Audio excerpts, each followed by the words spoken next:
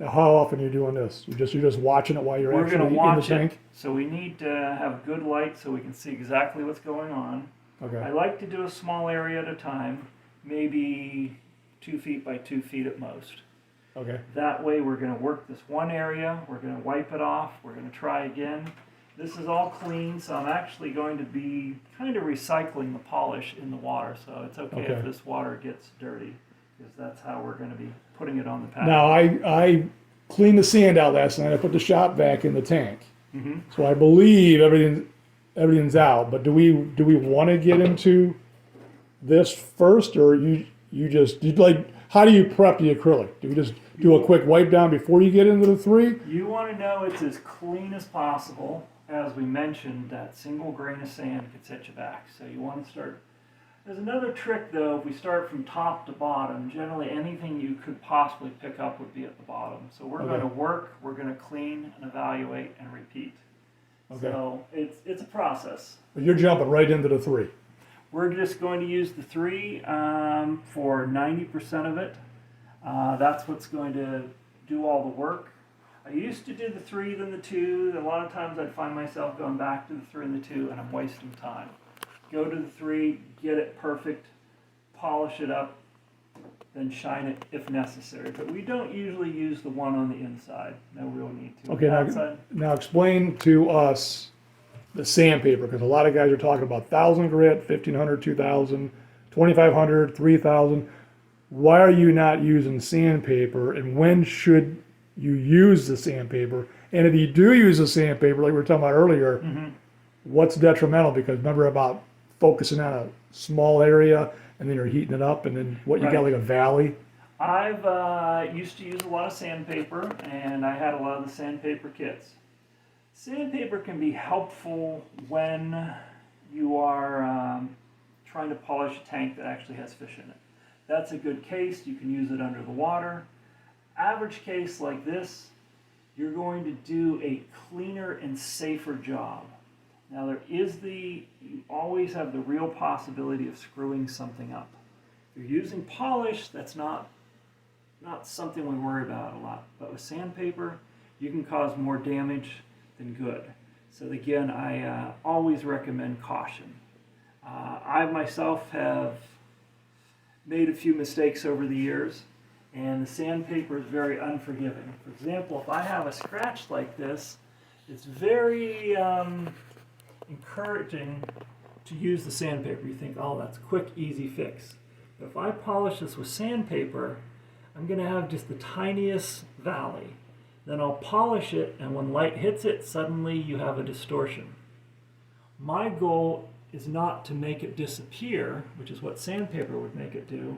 My goal is to take the edge out of it, take the shine out of it, just make it be clear again, and then it will disappear. Huh. So it's best to do the 3. Get into the 3, get a better assessment as the hours go by. Yeah, if you want to do a job that's, for example, 5 hours or less, I would use the polish. If you want a A+ 100% job and you're willing to put 40 to 80 hours, then you can go with the sandpaper in the really fine and work your way up or down as necessary, then polish. But it's such a long process for the benefit you get. This seems to be, as I like to call it, the best bang for your buck. All right. Well, let's give it a whirl. Let's see what happens. Jump in that tank and have fun. I got to move the ladder, and this is going to be kind of funny to see you get inside that tank.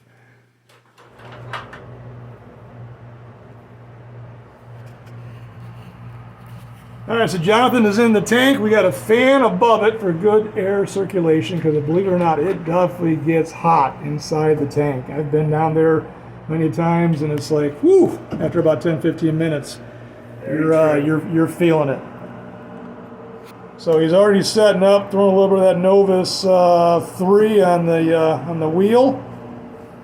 And you said you're going to start at the top, kind of work your way down. We're going to start at the top. We're going to do about 2 by 2 inch section at a time.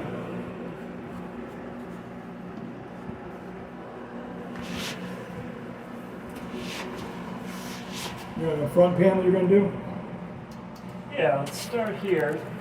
Good stuff.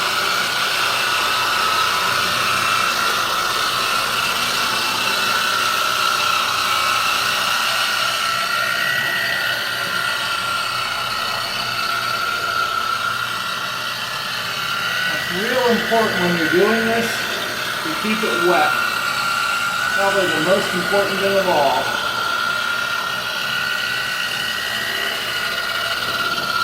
And just get comfortable because it's going to take some time.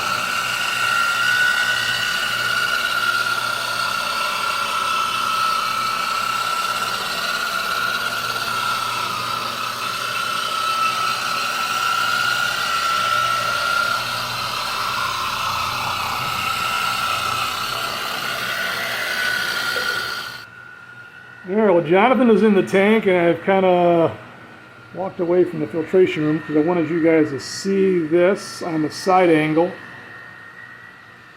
And he just keeps that thing going. He stops every 2-3 minutes, throws a splash of water in it to keep that sponge wet. He was talking about not letting that paste get dry by no means. You've got to constantly throw water on it. So he's just sitting there working on it, on that specific area. And boy, I gotta believe he's gonna be there for a while.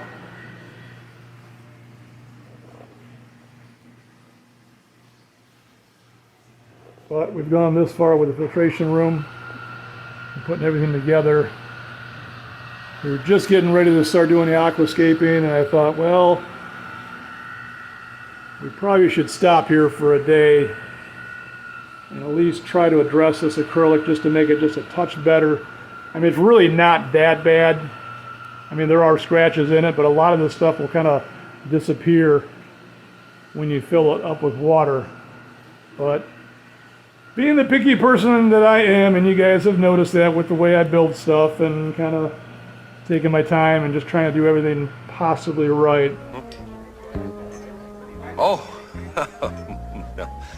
Would appear so, wouldn't it? I thought it would only be right to bring in Jonathan to kind of have him sprinkle a little bit of his magic on this and make it look absolutely perfect, because there's, you know, this is the time to do it. I'm not going to be able to do it once the aquascaping is in there and it's completely filled.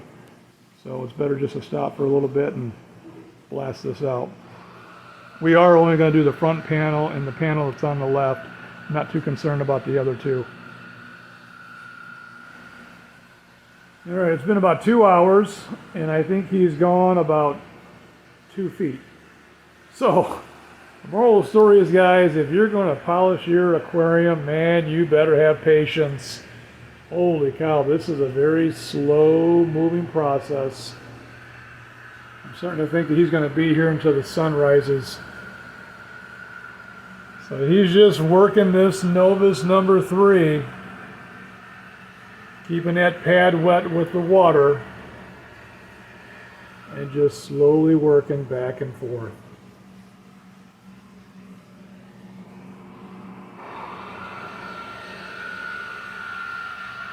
Yeah, you gotta have patience with this one. In fact, I think that we were talking about this just a few moments ago. I don't even think we're going to be messing with the outside tonight. I think we're just going to focus on this front viewing panel and this side viewing panel for tonight. And if we're good with that, I can start the aquascaping and we can deal with the outside at a later time.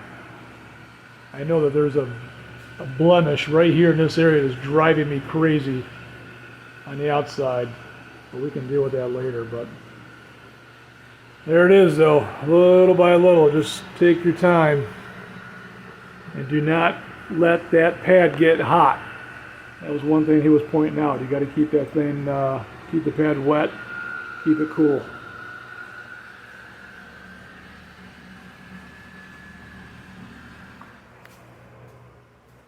All right, here we are, 6 hours later almost. How's it looking?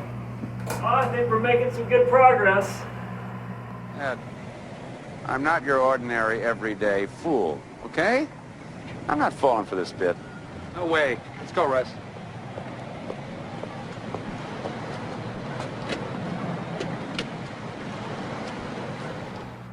See a difference? Oh, absolutely. There's a ton of little ones that are gone. There's a few big ones that are still here, but it won't be so obvious with the water in it.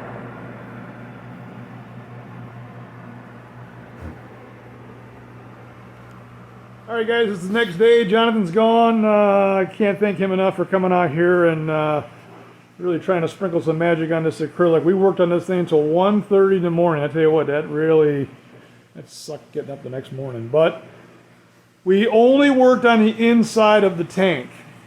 As the hours went by, I'm starting to realize real quickly here that it was better just to focus all of our energy on the inside, and we'll deal with the outside at a later date, because obviously we can get to that at any time. So what we're going to do now is I'm going to jump inside. We're going to kind of clean up a little bit from all the residue from all the different polish, and kind of make it look good. There's still scratches in the tank. It's still not 100%, but I'm hoping a lot of those will kind of disappear when we get filled with water. I mean, you could spend, Jonathan was talking, you could spend 2 weeks on this thing. I mean, if you got something that's really severe, the one thing he was pointing out the other night, we had something going on right here. There's a small divot in the acrylic. It's almost like melted glue or something, but I mean, it was in there pretty good, and it's still in there pretty good. But we took 400 grit sandpaper, and we kind of, believe it or not, as bad as this looks, you should have seen it before. Now we can polish this later in time, and all of that will come out, and we will. Obviously, we're going to polish the whole outside of the tank. So looks a lot better, and I think we're going to probably move forward on it right now, because I don't want to spend forever on this thing. We will buff out the outside at a later date, but I think it's time to jump into the aquascaping now. Let's get that done, because I want to get water in this thing. I want to get the clock moving on cycling this. So let me take you on the back. There's a crazy concept I want to do now as far as the aquascaping of this tank. I want to really come up with something kind of goofy. I guess there's not much more that could happen to us. Yeah, I think the worst is behind us.